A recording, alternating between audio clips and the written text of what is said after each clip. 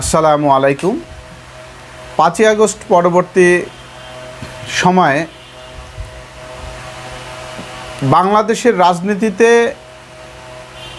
একটি নতুন শব্দ খুব বেশি চলছে, সেটা হচ্ছে গুপ্ত দল, গুপ্ত রাজনীতি, গুপ্ত সংগঠন। নর্মালি ছাত্র শিবিরকে এই ট্যাগিং করা হচ্ছে, এনসিপিকেও মাঝে মধ্যে করা হয়। তো আসলে ঘটনাটা কি? ঘটনাটা হচ্ছে, আমার কাছে মনে হয় যদি তাদের কথাই সত্যি হয় যে ছাত্র শিবির এতদিন এই 15 বছর গুপ্ত রাজনীতি করেছে। গুপ্ত রাজনীতিটা কি? সেটা হচ্ছে তারা আওয়ামী লীগের সঙ্গে মিশে, ছাত্রলীগের সঙ্গে মিশে, ছাত্রলীগ সংগঠনের সাথে মিশে জড়িত হয়ে, মূলত তারা শিবিরের লোক, বাট ছাত্রলীগের সঙ্গে জড়িত হয়ে ছাত্রলীগের পরাজয়কে ত্বরান্বিত করেছে, তাই তো? এখন যদি সেটা হয়েই থাকে, ছাত্র শিবির বা জামাত আওয়ামী লীগ বা ছাত্রলীগের সঙ্গে মিশে তাদের দলে যোগ দিয়ে তাদেরকে পরাজিত করা এবং তাদের দলকে ধ্বংস করে দেওয়া, তাদের রাজনীতিকে বাংলাদেশ থেকে বিতাড়িত করা, এটা যদি করেই থাকে, তো আমি তো এখানে দোষের কিছু দেখি না। এখন বিগত 15 বছরে শিবির, জামাত এরা হচ্ছে বাংলাদেশের তৃতীয় শ্রেণীর নাগরিক হিসেবে ছিল। শিবিরের একটা ছেলেকে ধরে মারতে মারতে মেরে ফেললেও কোনো সমস্যা নেই।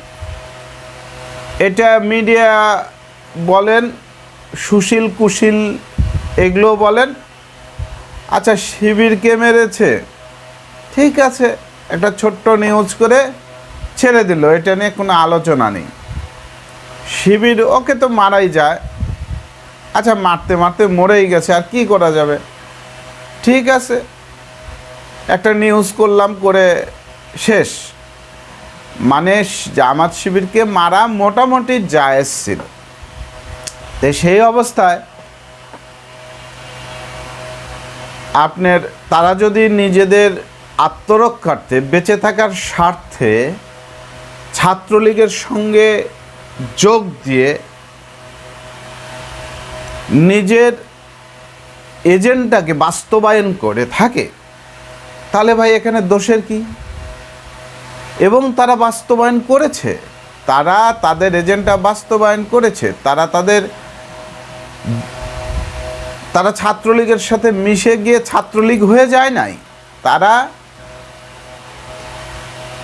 তাদের ছাত্রলীগের সঙ্গে মিশে ছাত্রলীগের পরাজয়কে নিশ্চিত করেছে, আওয়ামী লীগকে বাংলাদেশ থেকে বিতাড়িত করতে সহায়ক ভূমিকা পালন করেছে। তাহলে তো এখানে দোষের কোনো কারণ আমি দেখি না। তারা তো এখানে বাহবা পাওয়ার কথা, তাদের ক্রেডিট দেওয়া উচিত, তাদের সম্মাননা দেওয়া উচিত। একটা দলের সঙ্গে, ছাত্রলীগের মতো একটা নৃশংস দলের সঙ্গে মিশে নিজের অস্তিত্বকে ধরে রেখে, ধারণ করে সেই সংগঠনকে এদেশ থেকে বিতাড়িত করে যে সফলতা তারা দেখিয়েছে, এই জন্য তাদেরকে সম্মানের সাথে স্মরণ করা উচিত। তা না করে আপনাদের ফাটছে কেন ভাই? আপনাদের ফাটছে কেন? এটা তো ক্ষোভ, আপনাদের মধ্যে এত ক্ষোভ কেন, এত ক্রোধ কেন, এত রাগান্বিত হচ্ছেন কেন? আপনি কেন ট্যাগিং করছেন? এই ট্যাগিং তো তাদের করার কথা যারা ক্ষতিগ্রস্ত হয়েছে, যে আওয়ামী লীগ, যে ছাত্রলীগ, যাদের দলের মধ্যে ঢুকে তাদের দলকে ম্যাচাকার করে দিয়েছে, তাদের এই ক্রোধ দেখানোর কথা, তাদের এই ক্ষোভ দেখানোর কথা। তো আপনারা যারা ক্রোধ এবং ক্ষোভ দেখাচ্ছেন, প্রতিনিয়ত গুপ্ত সংগঠন বলে গালি দিচ্ছেন, তাদের উদ্দেশ্যটা কি, তাদের ইন্টেনশনটা কি?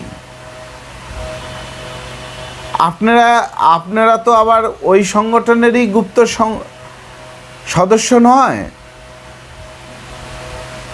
আমার তো সন্দেহ হয় আপনারা কি ওই সংগঠনেরই গুপ্ত সদস্য কিনা, যারা এখন ডানপন্থী দলগুলোতে অবস্থান করছেন নিজের পরিচয়কে গোপন রেখে, কিন্তু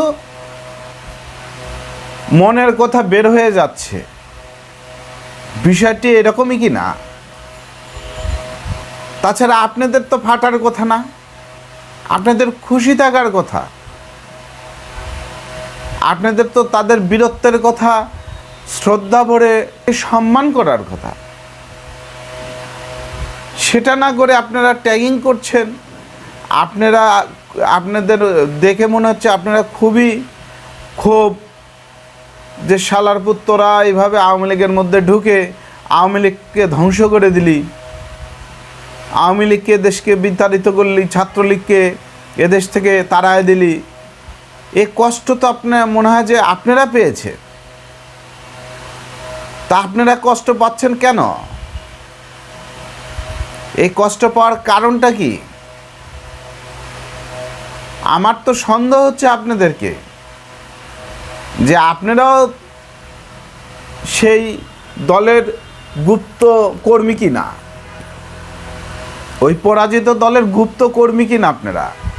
আমি এই বিষয়টি সবাইকে ভেবে দেখার অনুরোধ করছি। আসসালামু আলাইকুম।